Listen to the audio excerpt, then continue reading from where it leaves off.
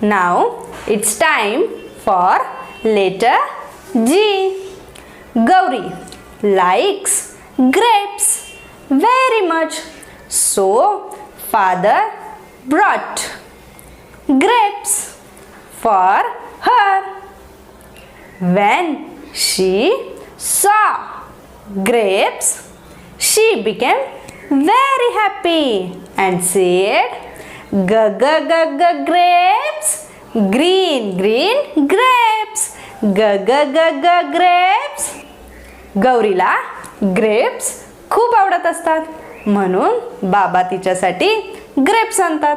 जेव्हा ती ग्रेप्स बघते तेव्हा तिला खूप आनंद होतो आणि ती म्हणते ग्रेप्स, ग्रीन ग्रेप्स, ग्रेप्स.